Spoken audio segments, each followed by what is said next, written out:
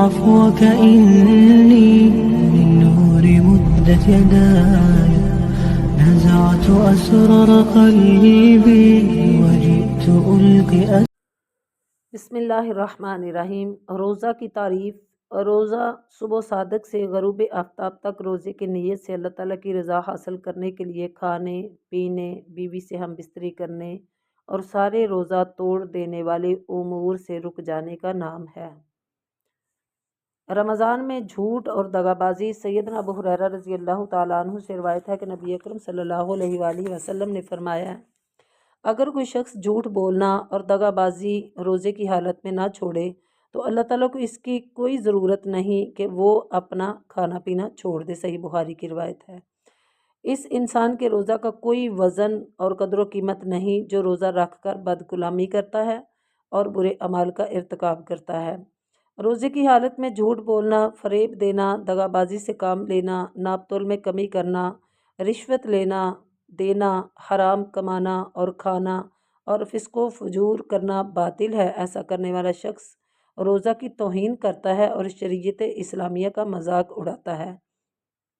اللہ تعالیٰ نے تو اپنے بندوں کو حلال چیزوں یعنی کھانے پینے جمع وغیرہ سے روکا ہے، یعنی اللہ تعالیٰ نے روزے کی حالت میں حلال کھانے سے روک دیا، حلال پینے سے روک دیا، حلال بیوی کو استعمال کرنے سے روک دیا، لیکن روزے دار حرام چیزوں سے نہیں رک رہا، نہ دغا بازی سے رک رہا ہے، نہ جھوٹ بولنے سے رک رہا ہے، نہ رشوت کھانے سے رک رہا ہے، نہ سود لینے سے رک رہا ہے، اور دیگر اس قسم کے کام تو ویسے بھی حرام ہے اور اخلاق و کردار کو تباہ کر دیتے ہیں۔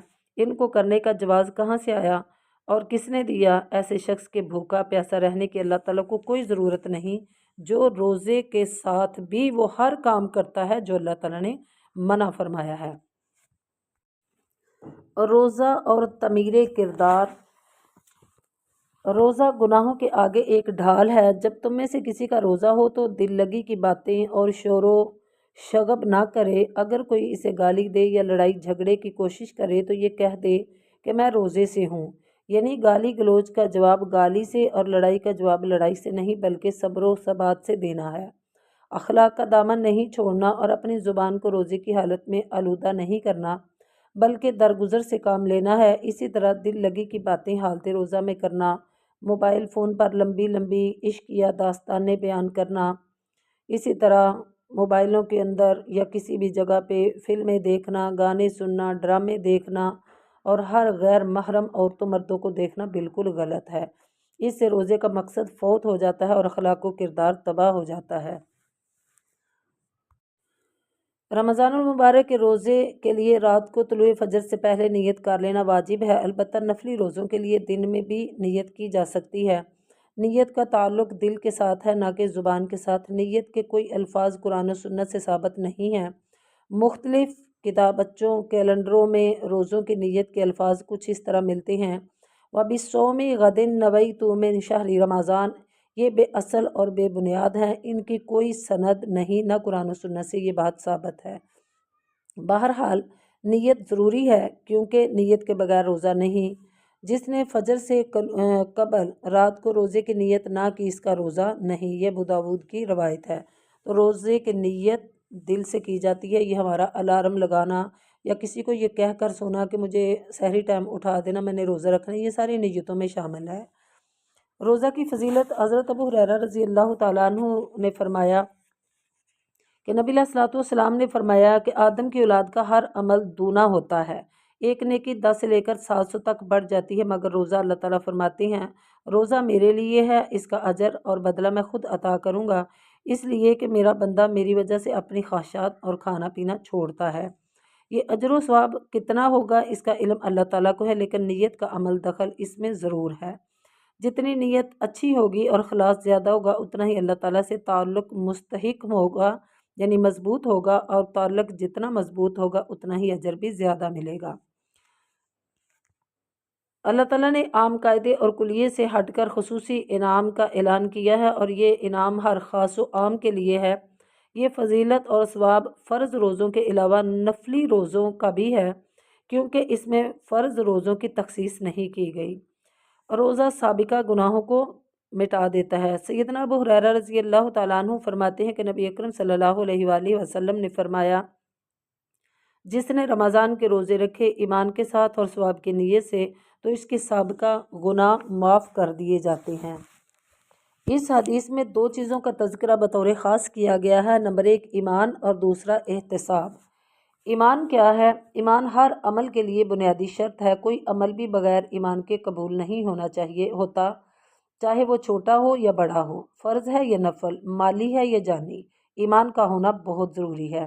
جبرائیل علیہ السلام نے محمد صلی اللہ علیہ وسلم سے سوال کیا کہ مجھے ایمان کے متعلق بتائے۔ آپ صلی اللہ علیہ وسلم نے فرمایا، ایمان یہ ہے کہ تو اللہ تعالیٰ، اس کے فرشتے، اس کی کتابوں، اس کے رسولوں اور آخرت کے دن اور ہر اچھی اور بری تقدیر پر ایمان لائے۔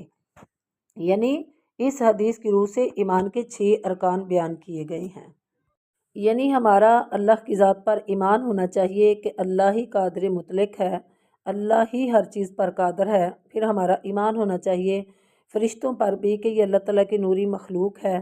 پھر اسی طرح ہمارا ایمان ہونا چاہیے کہ اللہ کی نازل کردہ کتابوں پر ایمان، کہ قرآن مجید یا مذکورہ کتابیں جو تورات، زبور، انجیل، یہ ساری صحائف ابراہیم یا شیس علیہ السلام، یہ سارے اللہ تعالیٰ کی طرف سے نازل کردہ ہیں۔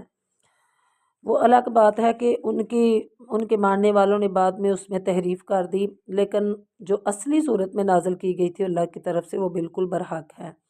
اسی طرح تمام رسولوں پر بھی ایمان لانا کہ وہ اللہ تعالیٰ نے لوگوں کی ہدایت کے لیے ان کو مبعوث فرمایا۔ اسی طرح آخرت کے دن پر ایمان لانا کہ یہ دن جزا کا دن ہے، اسی دن لوگوں کے اعمال کا محاسبہ ہوگا، اس دن کا مالک اللہ تعالیٰ ہے اور اس سے مراد قیامت کا دن ہے۔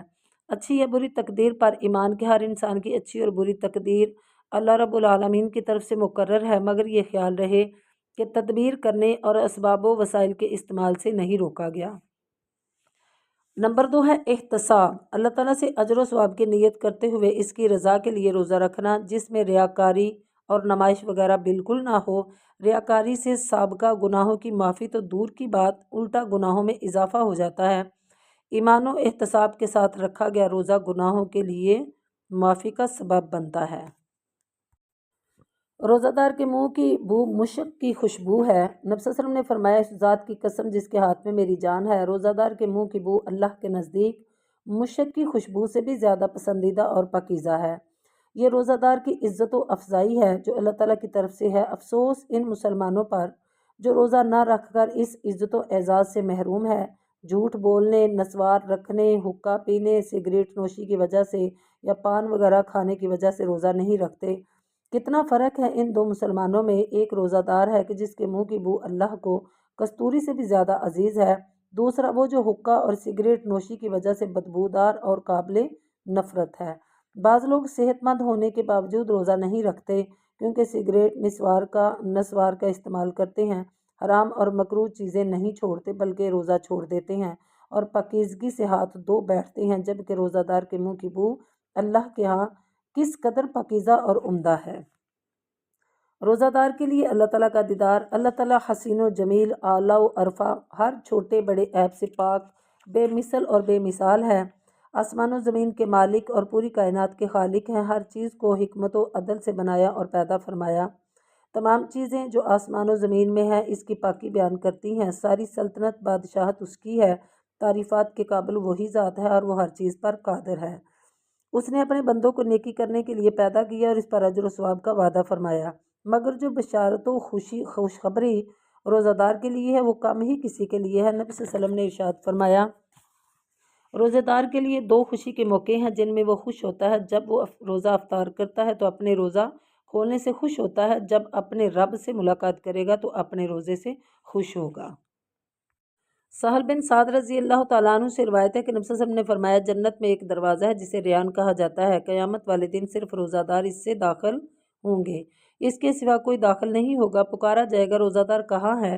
تو وہ کھڑے ہو جائیں گے اور اس سے داخل ہو جائیں گے، یعنی اس دروازے سے ان کے سوا اور کوئی داخل نہیں ہوگا۔ جب وہ داخل ہو جائیں گے تو اسے بند کر دیا جائے گا، بس کوئی دوسرا اس سے داخل نہیں ہوگا۔ ریان کے معنی سیرابی کے ہیں۔ روزہ دار روزہ کی حالت میں پیاس کی تکلیف میں مبتلا ہوتا ہے۔ بوقت افطار اس کا ہاتھ پانی کی طرف لپکتا ہے تاکہ جلد از جلد وہ سیر ہو جائے۔ ریان دروازہ کے اس روزہ کا بدلہ اور انعام ہے جس سے یہ داخل ہو کر سیراب ہوگا اور اپنی پیاس مٹائے گا۔ یہ روزہ داروں کی خصوصی فضیلت اور مقام ہے جو اللہ رب العزت نے ان کو دیا ہے۔ ان کے علاوہ کوئی دوسرا اس دروازے سے داخل نہیں ہوگا، صرف روزہ دار ہی داخل ہوں گے۔ للنور مدت يداي نزعت أسرار قلبي وجئت ألقي